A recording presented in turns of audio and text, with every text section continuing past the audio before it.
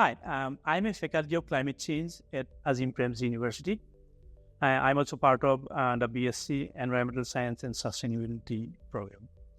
Here, we believe in providing a holistic learning environment to our students. And so our courses are designed in a way so that students get various experience from classroom learning to field studies, taking part in outreach activities, etc. Personally, I like to challenge my students in the classroom. I also believe in making students doing project work in my classroom. Again, so I encourage students to pick up problems that they see from the neighborhood. I really encourage students to think about the places they come from, the villages they come from, and try to think about some of the environmental problems their local regions might be thinking, and how they can use data and different methods that we teach in the classroom to carry out an end-to-end a project to find a potential solution. Here, we do not do research just for the sake of science. We believe that our research has to have impact on the ground, and that's why our research is quite actionable research. Research is for everybody. Research is not just for PhD students or very highly qualified people, and that is something we highly emphasize in this university, that undergraduate students from the very first year should be able to do original research. And undergraduate students from the very beginning, they should be able to think about how they can turn their research into products such as publications. So that is the big emphasis that we have in here. In addition to teaching, I've been involved with research and outreach as part of the Center for Climate Change and Sustainability here in the university.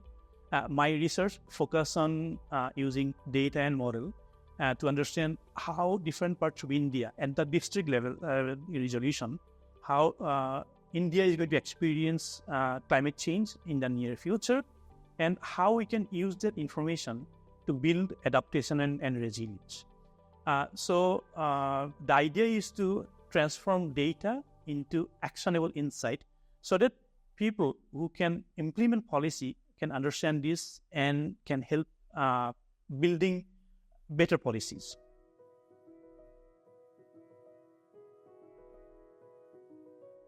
I grew up in a small city in Assam called Jorhat. I did my schooling from there, and I did my undergraduate from another smaller city called Difu, from Difu Government College. And then, obvious thing, I went ahead and I did my master's in physics from Guwahati University. But then I was thinking, what to do next. So I decided to go for higher studies in US. And I joined University of Texas at El Paso. I joined another master's program.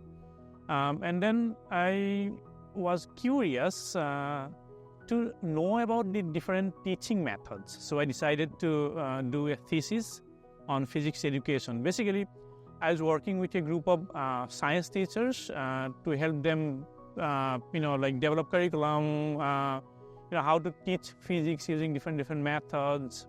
And so I ended up doing a thesis on teachers' professional development. And I was about to start my PhD in physics. Then I happened to go to somebody's seminar, and that was a turning point for me in my life. So I ended up basically starting a PhD in environmental science and engineering in a completely interdisciplinary setting. And so in that PhD, my research was on Arctic climate change. I spent a lot of time up in Barrow, Alaska. It's a 71-degree northern latitude in American Arctic.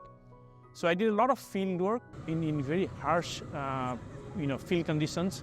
Collected a lot of data, developed softwares, developed instrumentation. It was a completely interdisciplinary project. And doing all those things, I was asking questions about how climate change is having an impact on the Arctic ecosystem. And following that, I joined the U.S. Department of Energy Lab, Oak Ridge National Lab, in their Center for Climate Change as a postdoc. And again, my research continued to understand the impact of climate change on Arctic ecosystem, typically on a very specific angle about how warming Arctic is having an impact on something called permafrost, which is a frozen landscape. Following that, I joined the New York University in their Center for Urban Science and Progress, did a lot of data work in that.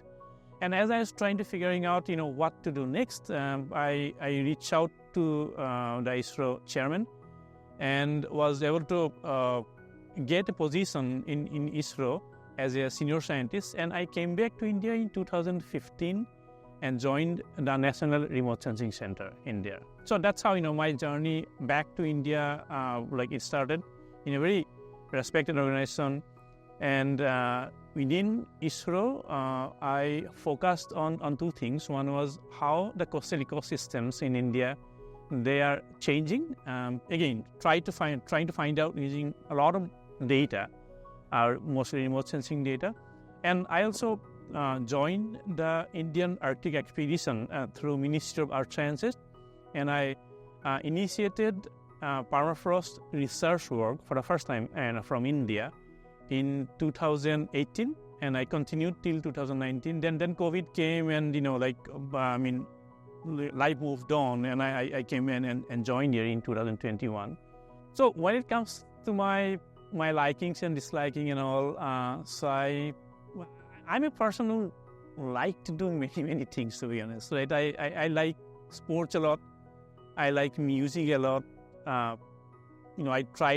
don't really play something very well, but I really like to fiddle with different instruments. I like poetry.